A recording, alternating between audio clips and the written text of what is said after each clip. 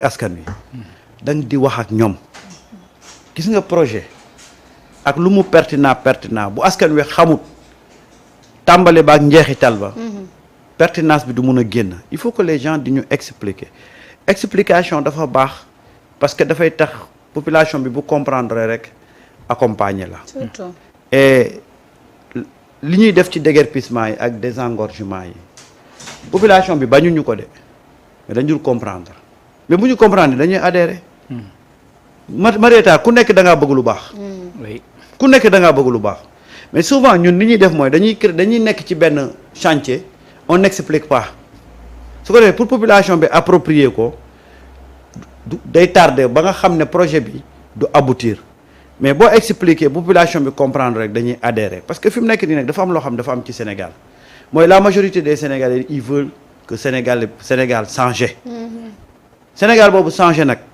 il faut nga leen di jiitu di leen xamal da ngay xool tey ma jox la kaayu eurobond bi moi y a des gens qui continuent à m'envoyer des messages pour di ma demander par où passer pour dugal seen diaspora bond bi pour dugal seen xaalis et je pense que ñu ci bëri buñ ci dugalagul ba tey ñàkk a xam fi ñuy jaar moo tax mais tey les Sénégalais sont def ay panel mais waaw aussi panel yi du ñëpp ci dem waaw ne communication bi di continuer rek am na ci koo xam ne ñu ngi ma koy expliquer mu ngi ca benn dëkk bu nekk Italie bu ñuy wax Sicile xaw ma le gars bi mu déggee affaire bi il avait dit carrément xaalisam du ci dem quoi affaire yi c'est pas sûr des choses il était réticent mais il a fallu que benn patriote bi ñu déplacé wu dem ba foofu expliquer leen mais bi ñu leen expliquer leen mais automatiquement dañu commencé di participer ci diaspora bonne bi donc ça veut dire que ñooñu bañuñu woon mais dañoo xamul woon et que quand les gens bu ñu xamee dañuy accompagner ces initiatives là tey tout le monde est d'accord que on doit désengorger tout le monde est d'accord que on doit déguerpir mais nag il faut que l'information di ñëw population bi di xam bu ko defee ñuy ànd ak état bi di poursuivre loolu moi ce que je peux vraiment dire ci démb li xew nañ koy def chaque mois ñu def ko benn yoon su ko defee yu bari yoo xam ne dañuy jéem a manipuler wala nit ñi di ko jéem a nëbb day changer parce que tey état bi dañu am xawma chance la xawma malchance la mais mal que ñu bari ci média bi parewuñ pour accompagner leen ci li ñu nekk mais ñooñu mësuñu leen sax voilà mësuñu leen sax porter parce que Pastef quand même ku ko xam léegi nag boo amee média bi da ko mës a wan mu ngoog boo amee une partie des médias boo xam ne soo defee lu baax ñu gëmm su lu bon dalee ci sa kaw ñu sawar pour siiwal ko yow del def communication directe nga xam ne da ngay janoog nit ñi di wax nit ñi di dégg la preuve mooy il y a beaucoup de médias qui n'ont pas parlé de cette conférence de presse là d'hier et quand la notation de Moody's génn ñoom moom la ñu tey def seen à la une waaw ça veut dire que ñoom ñu ngi ci logique yi yéen bu ngeen defee lu baax duñ ko wax waaye lépp luy nag lu ñaaw lu dal seen kaw ñun moom dañuy yàkkamte koo siiwal tey loolu moo am fii et dinañ ci ñëw parce que j'ai vu au cours de cette semaine là on a organisé des panels autour des chroniqueurs des choses comme ça bon danañ ci ñëw mais pour te dire que état bi nay faral di def sortie yu mel nii di wax ak askan wi c'est très important mu nga ko rawaan sa jàngat yow tam par rapport ak sortie bi nga xam ni le gouvernement def na ko comme ni doyen Samba wax parfois il faut communiquer quand même pour que askan wi mën a xam lu xew ci biir réew mi waaw effectivement loolu sa devoir la donc l'État a le devoir d'informer le peuple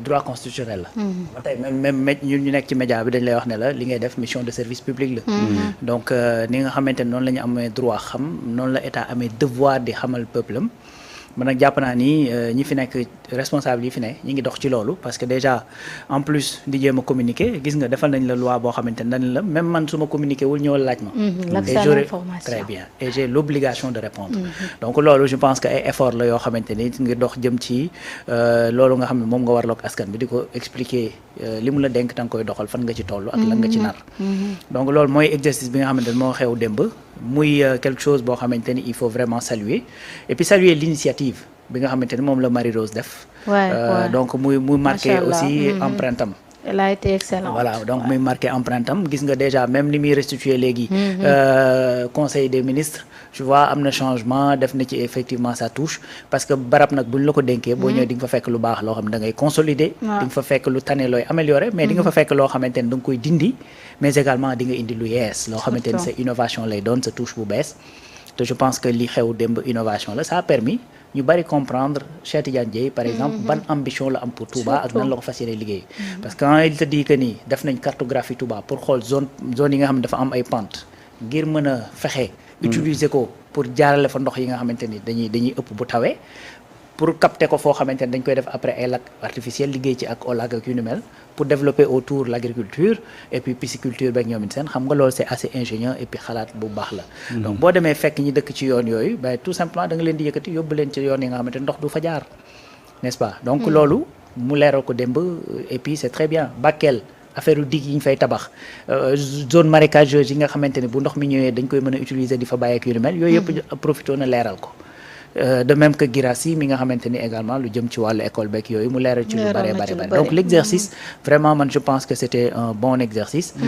format bi également format conférence de presse c'est pas mal mais maa ngi koy wax sànq ci suba rek sur Média 28 je pense que pour un avis personnel man jàpp naa ne kii bi dañ ko war a gën a améliorer pour pérenniser ko mooy li doyen di wax sànq naan su fekkee ni mën naa nekk tous les mois man pour man war nañ koo gën a mën a organiser waat d'une autre manière maanaam def ko format émission pourquoi pas nga xamante ni Big Goof ci boppam moom mooy nekk le producteur il suffit de chercher un espace installer fa loo xamante ni benn studio bu yam la et tout ça def fa du matériel wut koo xamante ni day mën a présenter chaque mois un ministre vient Marie-Rose modéré comme ni mu amee démb tu cherches un chroniqueur bu nga xamante ni dafay ñëw attitré koo xamante ni day maîtriser domaine u ministre bi nga xam ne moo war a ñëw surtout un petit public avec des gens du secteur yi fa nekk ñu mën a poser 1, 2, 3 questions man pour man loolu dina mën a permettre le ministre mu am plus de temps pour aller beaucoup plus en profondeur parce que des ministères yi nii mu xawee bari déjà pour ñoom ñëpp ñu dajaloo fa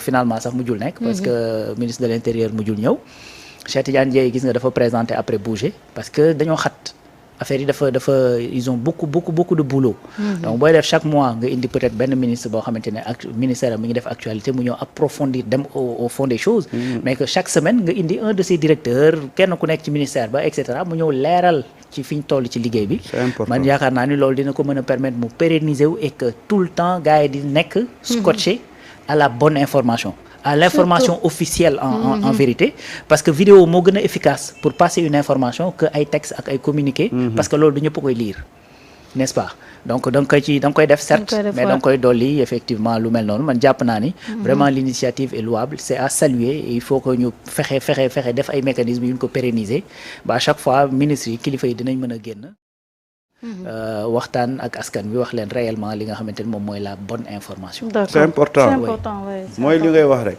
waaw xam nga communication institutionnelle dafa am. oui communication institutionnelle boobu peut-être que lu ci bari. tu parles à des institutions. c'est ça et surtout avec les partenaires. mais dafa am loo xam ne dafa jëm ci askan wi. kooku il faut nga wàcce niveau bi wàcce kàllaama bi pour que boo koy wax askan wi comprendre. oui. Parce que quand tu lis les communiqués des ministres, communiqués du Conseil des ministres, mais du ñëpp ñooy comprendre le contenu. Oui. Parce que termes yi ci nekk c'est des termes techniques. nit ki mën na ko bañ a comprendre. Et puis am na ñoo xam ne sax ni muy gudd noonu duñ ko sax déglu. C'est vrai. am ñoo xam ne duñ ko lire dañ koy gis dans les réseaux sociaux. mais amuñ temps pour lire ko.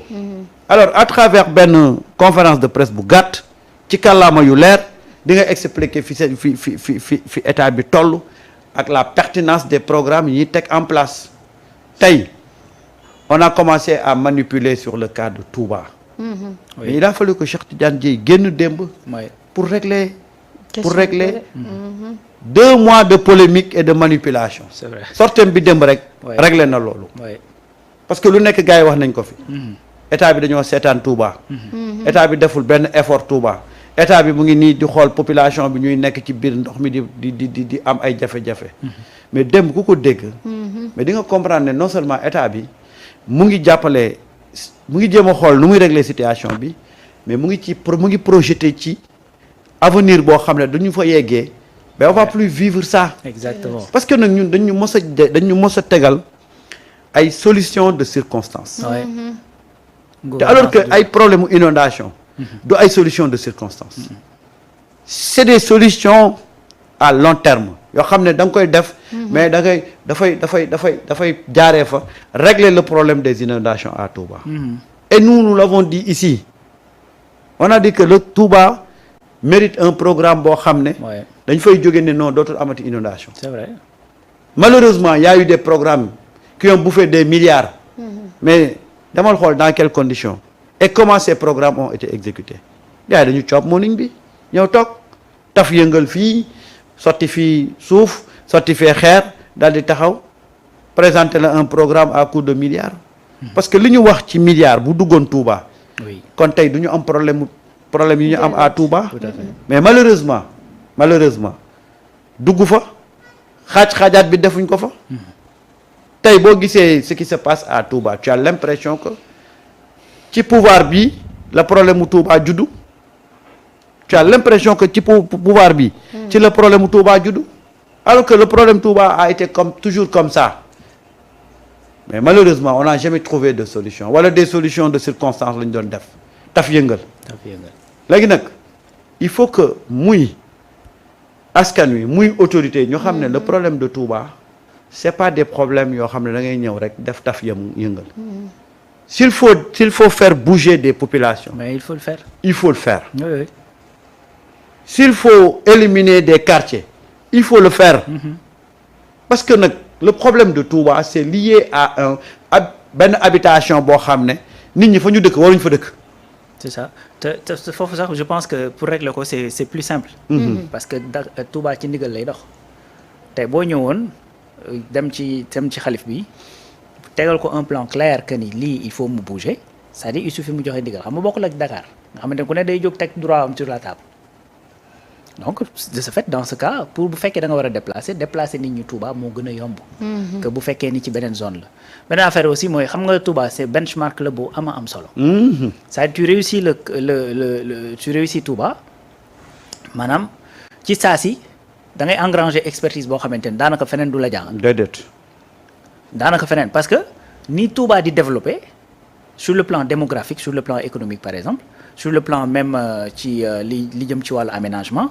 mais daanaka dëkk yi développé noonu fii ci réew mi barewul bu amee itam barewul Touba ni muy développé c'est extraordinaire. donc boo ko maîtriser après maîtriser feneen dootu la jafe. déedéet dootu la jafe peut-être différence bi mooy tey boo demoon ci zone Bakel beeg yooyu fleuve bi. c'est un peu différent de li nga xamante ne moom mooy xew Touba. parce que fële ndox mi itam moom mooy ñëw. te loolu Cheikh Tidiane également décliné ci ne les programmes de digue yi nga xamante ne moom la ñu war a mettre en place. et puis gis nga beneen affaire li doyen di wax maanaam jóge ci logique d'urgence dem ci logique structurelle. loolu mooy feeñ ci décision yi. tout à fait. mooy que ni dañuy dugg ci logique boo xamante ne c'est pour suba ak ginnaaw suba. par exemple quand on te dit que ni fële ca Bakel ak yu ni mel dañuy def ay digues mais digues yi du ñu ñëw defee ko n'importe comment il faut que ñu def ko de telle sorte que li nga xamante ne mooy les marigots ñu mën ko utiliser waale en même temps. parce que ndox mi su génnee du que des dégâts lay créer c'est-à-dire bu génnee ba dugg ci biir nit ñi lay créer ay dégâts. mais bu yemee ci marigots yi c'est-à-dire population yi après dañ koy utiliser. pendant une certaine période pour bay. donc loolu il faut nga def ay mécanismes yoo xamante ne da nga mën a wéy di utiliser loolu sans pour autant mu déborder dem ci mais ils sont en train de le réussir. exactement parce que j'avais une vidéo peut-être que dama ko supprimer. mais ñu ngi defar ay genre yi. autoroute yoo xam ne. dañuy jëlee ndox mi ci dex bi. exactement muy jaar. fu mu jaar rek fekk fa benn périmètre bu ñu defar ba pare. mu jaaree foofu. j'ai vu la vidéo. je pense que avec Sayed la. avec Sayed mais ñu ngi def foofu un travail extraordinaire. et en un laps de temps. léegi gisal da ngay xool ndox mi dañ koy tirer ci géej gi. ci dex bi. mu romb dugg ci biir loolu nga xam ne tabax nañ ko muy genre autoroute bi. mais périmètres yi ñu def foofu yëpp moo leen di desservir. c'est vrai. et aujourd'hui ils sont en train de révolutionner l'agriculture au niveau de cette zone là. c'est ça te loolu ay liggéey yu am solo la mais sénégalais malheureusement sénégalais yi xamuñu ko. et tey quelqu'un qui est là. nekkoon fi benn marchand ambulant wala mu nekkoon fi benn mais bu gisee loolu mais il peut retourner chez lui. mais c'est vrai. commencer aménager périmètre am. c'est vrai commencer di béy. oui. parce que am na yoo xam ne bu ko population bi xamee mais dañuy dellu. parce que nekk Ndakaaru nag dafa metti de. neexul du ñëpp a mën a nekk Ndakaaru gis nga y a tellement de choses qu'on est en train de faire dans ce pays là il faut que nit ñi xam ko pour que ñu mën dem à retourner waat tey je te donne le cas des agropoles ñu ne la à 82% d'avancement des travaux l'agropole sud sera inauguré au plus tard au mois de janvier ñu ne ce projet d'envergure nationale marque une étape décisive dans la transformation structurelle de l'économie agricole particulièrement dans la région naturelle de la Casamance. Projet bi ñu ne vise à stimuler la création d'emplois durables et à renforcer la chaîne de valeur agro-industrielle. À terme plutôt, il permettra la création et la consolidation d'environ 14 500 emplois directs dont 50% destinés aux femmes, 60% aux jeunes, ainsi que 35 000 emplois indirects selon les mêmes proportions. Au total, 65 000 ménages, soit environ 365 000 personnes, bénéficieront directement des retombées du projet, tandis que les effets indirects toucheront l'ensemble de la population de la région naturelle de la Casamance. Loolu la agripole bi fas yéene impacté ci dundu nit ñi. Et ñu ne la le projet sera inauguré au plus tard le mois de janvier. avec ma dolli la ci avec comme instruction au plus tard en 2028 que ça soit productif. Loolu mooy l'instruction ferme qui a été donnée par le Premier ministre. Au plus tard en 2028 nañu produire même bu ñu amul lu ko transformer na produire. Dégg naa ko keroog ba mu koy wax. parce que su produire di nga lekk di nga jaay brut. Voilà le temps que ngay am looy la te brut bi boo ko jaayee mën na laa génneel loo installer loo transformer. Tout à fait. Mais mieux Aprosi en ce même moment même est en train d'aménager 2 espaces yoo xamante ni c'est pour ay zones industrielles la yu nekk ci sud bi pour effectivement cette production ñu mën a inciter des industriels ak ñu ñëw installer wu foofu ci ñaari zones industrielles yooyu ngir mën a accompagner cette production et puis def la transformation. Tu vois la logique bi nga xamante ne moom la ñu kii et puis là regarde en ce même moment Cheikh Tidiane Dièye sort pour te donner ay plans yoo xamante ne ci naka la ñuy def pour maîtriser l'eau. Tout à fait. Parce que boo maîtriser wul ndox doo bay. déedéet. fi mu toll nii ci kii bi ci fii Sénégal. waaw c'est-à-dire c'est 126 milliards su ma jumul yoo xam ne dañ ko signé pour xam nga lan installé fii Tivaouane Peulh benn usine boo xam ne lu muy def. maanaam eaux usées yi ndox yu yàqu yi lay dajale. traité ko filtré ko yóbbu ko effectivement vers la zone un peu des Niayes mooy côté Lac Rose ak ñoomin seen pour proposer ko ñi nga xamante ne dañuy bay foofu. te pourtant ndox moom da doon dem sànni ju géej yàqu ji. donc koy jël traité ko filtré ko et c'est la même chose qui est en train de se passer à Touba. Tu vois et sur Touba même Aprosi également est en train de mettre en place zone industrielle yoo xamante ni c'est-à-dire pour ay usines yoo xamante ni c'est pour li jëm ci wàllu pharmacie mais également li jëm ci wàllu la défense. fu mu toll nii Mercedes dafa war a installer. donc ci mooy camions yi doon wax dañuy ñëw jam ñaajo ak ñoomin seen. je pense qu'il y a de la cohérence. waaw je crois que am na de la suite dans les idées donc c'est bien à signaler comme ni ko doyen waxee donc agropole yi moom déjà bu sud bi moom 82%. avancé na bu baax. tey li nga doon wax sànq. oui moi j'ai suivi